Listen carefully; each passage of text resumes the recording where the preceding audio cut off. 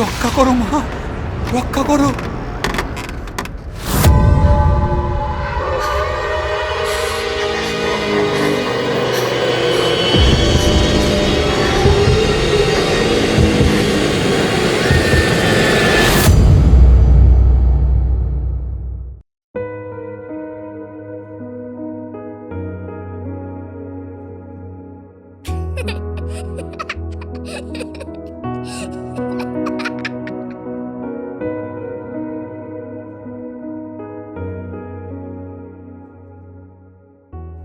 বিশ্বনাথ আমার বন্ধু, শিলিগুড়িতে থাকে।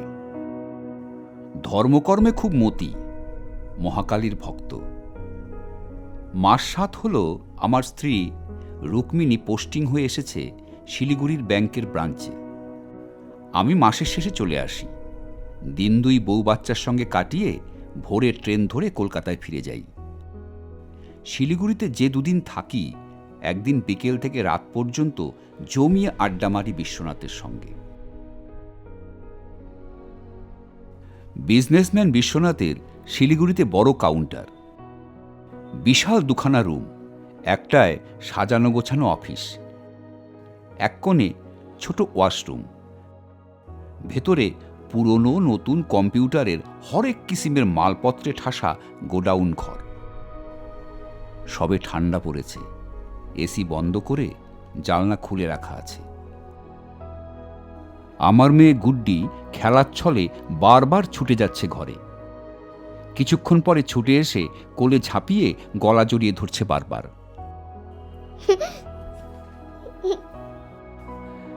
মেয়ের কাণ্ড দেখে রুক্মিণী বকাবকি করছে, তাও বসার নামই নেই, দিচ্ছে ছুট আবার। তার উৎপাতে গল্পের প্রথম অংশটা ভালো করে শুনতেই পাইনি। শুধু শুনেছি ব্যবসার কাজে গ্যাংটকে গিয়ে বিশ্বনাথ উঠেছিল একটা হোটেলে। সারাদিন কাজ সেরে খেয়ে দিয়ে শুতে গিয়েই নাকি ভূতের খপ্পরে বলেছিল। আবার প্রথম থেকে বল বিশ্বনাথ, মানে রুমটার বর্ণনা আগে দে, তারপর কি কি ঘটেছিল পরপর বলে যেত। সিঙ্গেল বেডরুম, বুঝলি, বিশাল খাট, একপাশে অ্যাটাচড ওয়াশরুম, কম্বল টেনে শুয়ে টিভি দেখতে দেখতেই সারাদিনের ক্লান্তিতে চোখ জড়িয়ে এলো ঘুমে।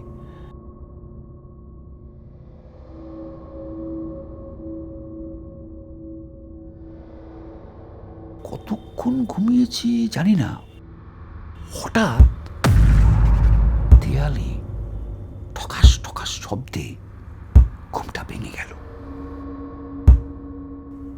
ঝটকা দিয়ে চেতনায় ফিরে কানে এলো ওয়াশরুমের কল খুলে গেছে। টপ টপ করে জল পড়ছে।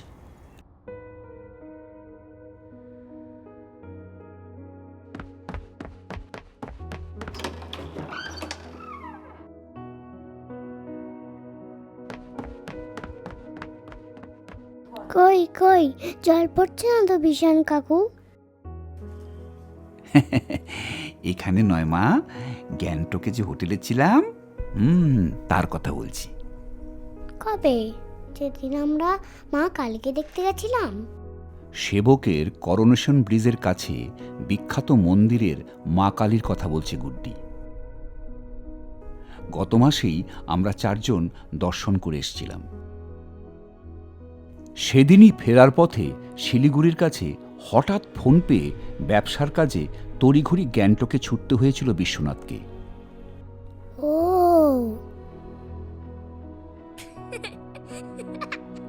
ইয়ে!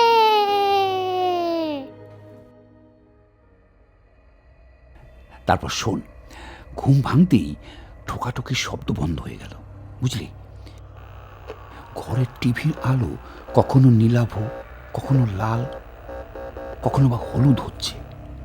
কম্বল সরিয়ে নেমে ওয়াশরুমে গিয়ে জলের কল বন্ধ করে টিভি বন্ধ করে আবার এসে শুলাম বিছানায়। পাশের ঘরে কে দেয়ালে শব্দ করছিল বুঝলাম না। কেউ কি মশারি টাঙাতে দেয়ালে পেরেক ঠুকছিল, কিন্তু গ্যাংটকে এই শীতে মশা কোথায় যে মশারি টাঙাবে? খটকাটা রয়েই গেল মনে। কম্বল টেনে বুঝে ফেললাম চোখ। ঘুম আসতে দেরি হলো না।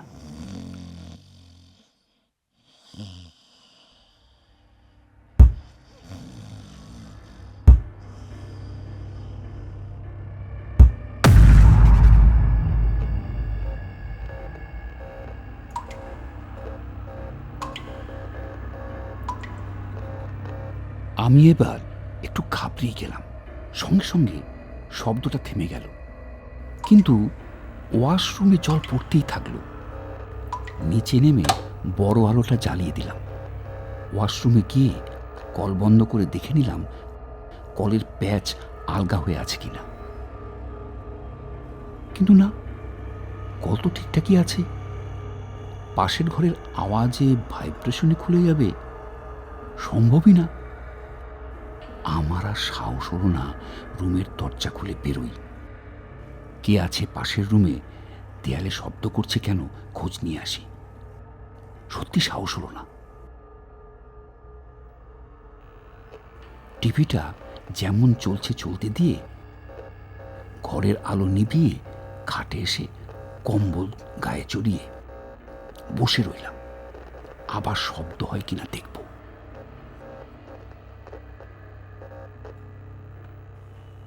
এক দৃষ্টে চেয়ে আছি দেয়ালের দিকে। বসে আছি তো আছি, দেয়ালে কোনো শব্দ নেই। ওয়াশরুমও যেমন ছিল তেমনই আছে। টিভির স্ক্রিন রং বদলাচ্ছে। আচমকা দপ করে নিভেই গেল। অন্ধকারে ছেয়ে গেল ঘর। পাশের ঘরের লোকটা বোধহয় তারই অপেক্ষায় ছিল। সঙ্গে সঙ্গে আবার শব্দ। পরক্ষণে বেশ জোরের সঙ্গে ওয়াশরুমে জল পড়তে শুরু করল। ভালো ফোর্সে জল পড়ছে। বালতি উপচে কলকল শব্দে নষ্ট হচ্ছে জল। তাও উঠতে পারছি না। ভাবছি কি কুক্ষণে যে এই হোটেলে উঠেছিলাম। যা হওয়ার হবে এই ভেবে কম্বলে মাথা মুড়ি দিয়ে শটান শুয়ে পড়লাম। তাতেই ব্লান্ডার হয়ে গেল, বুঝলি?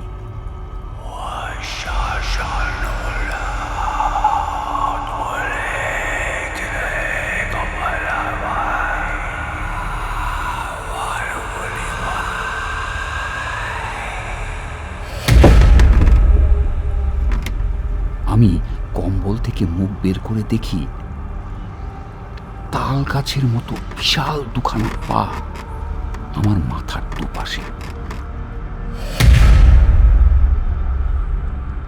রক্ষা করো মা, রক্ষা করো। আশ্চর্য, তাতেই কাজ হলো, বুঝলি? লোকটা টাচ করলো না আমায়। খাট মচমচ করে আমায় ঘিরে হাঁটতে শুরু করলো।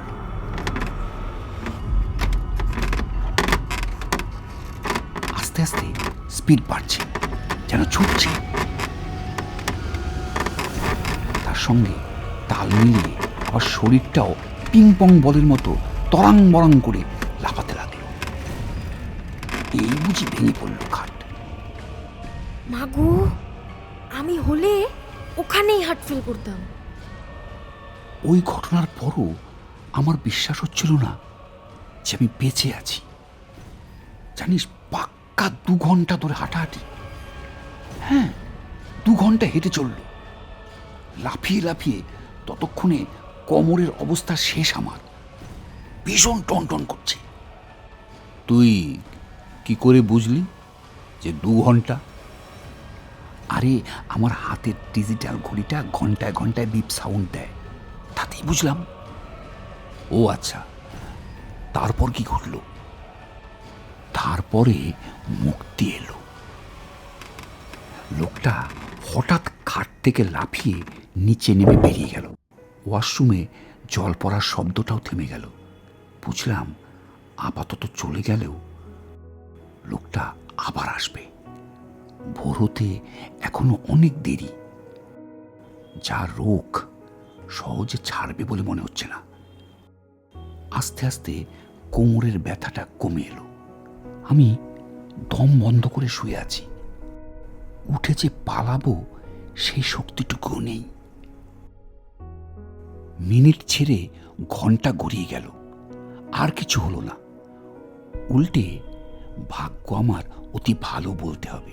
ঠিক তখনই বাইরে থেকে হোটেল মালিক কিরণের গলা ভেসে এলো। ধরে আমার প্রাণ এলো। কম্বল ছুঁড়ে খাট থেকে নেমে গেট ঠেলে বেরিয়ে ঠক ঠক করে কাঁপতে লাগলাম। ঠান্ডায় কাঁপছি, ভয়ে কাঁপছি। মেরুদণ্ডের নিচে যেন হাড় কাঁপানো ঠান্ডা জলের স্রোত বইছে। কিরণের গায়ে আস্ত একটা কম্বল, পেছনে হোটেলের একজন অল্প বয়সী বাঙালি বেয়ারা। কিন্তু আমার ব্যবস্থা তখন কে করে? আমি কাঁপতে কাঁপতে ধপ করে বসে পড়লাম। কিরণ ছুটে এসে আমাকে তুলে ব্যালকনির কোণে রাখা চেয়ারে বসালো। কম্বলটা খুলে আমাকে ঢেকে ছেলেটাকে বলল জল আনতে। জল এলে বোতলটা নিয়ে ঠক ঠক করে সব জলটা খেয়ে ধাতস্থ হলাম। ঘন ঘন লম্বা শ্বাস টেনে সব খুলে বললাম,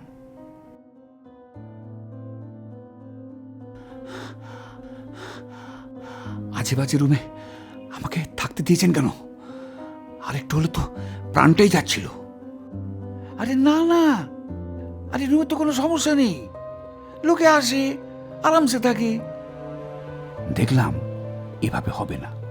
আমি শাসালাম, সে যদি না বলে সব লিখে ফেসবুকে ছেড়ে দেবো, বদনাম হয়ে যাবে হোটেলের। ঠিক রোগের ঠিক ওষুধটি না পড়লে কাজ হবে কেন? কিরণ পথে এলো। আমি যাতে ফেসবুকে না লিখি এই শর্তে সব খুলে বলতে রাজি হলো। দিব্যে গেলে বলল কাল থেকে এ রুম তালা দিয়ে রাখবে। আরও জানালো এর আগে এখানে যারা ছিল তাদের মধ্যে একজনই শুধু রিপোর্ট করেছিল দেয়ালে ঠকঠকানির আর জলের শব্দ পেয়েছে। তাও তেমন কিছু নয়। তাই সে নিশ্চিন্তেই ছিল যে আর কিছু হবে না। যদি জানতো যে তার বেলায় এত বড় কাণ্ড হবে তবে তাকে কিছুতেই এখানে থাকতে দিত না। আমার কাছে যা শুনছে সে তো ভয়ঙ্কর ব্যাপার। বাবা, গল্প শেষ হয়েছে তোমাদের? বাড়ি চলো। কেন? তোমার কি এখানে থাকতে ভালো লাগছে না? না, কিন্তু আমার বাড়ি যেতে ইচ্ছা করছে। এই তো শোনা মা, হয়ে এসছে তো। ঠিক আছে বাবা। কেসটা কি ছিল বলতো? মানে ওই রুমে কি কেউ সুইসাইড করেছিল? না, খুন।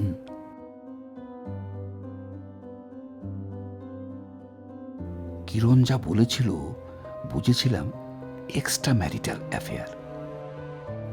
ঘরে ঢোকার পর থেকে দুজনের মধ্যে নাকি তুমুল ঝগড়া হচ্ছে। বোর্ডাররা বিরক্ত হয়ে কমপ্লেন করাতে বন্ধ হয়েছিল বটে। জানোয়ার কোথাকার, কোনো মায়া দয়া নাইগা তোমার শরীরে? কি আমার জানোয়ার কইলি? আমি জানোয়ার? জানোয়ার? জানোয়ার? হ্যাঁ, এমন ছুরি ঠুকে দিয়েছিল, পিষে দিয়েছিল,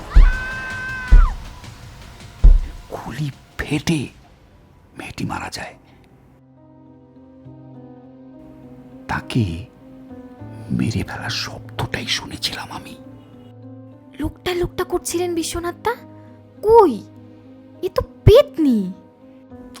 আরে আমি তো তখন বুঝতে পারিনি। অন্য কেউ তো তার হামলা ফেস করেনি, আপনি করেছিলেন। তার মানে আপনার রাশ হালকা, তাই খাটে উঠে নৃত্য করেছে। এখন থেকে দেখে শুনে হোটেলে উঠবেন কিন্তু। কেউ হাজার চেষ্টা করেও ভূত দেখতে পায় না, কেউ না চাইতেই ভূত চলে আসে তার কাছে। তুই হলি যাকে বলে ভূত কপালে ছেলে। সাবধান বিশ্বনাথ।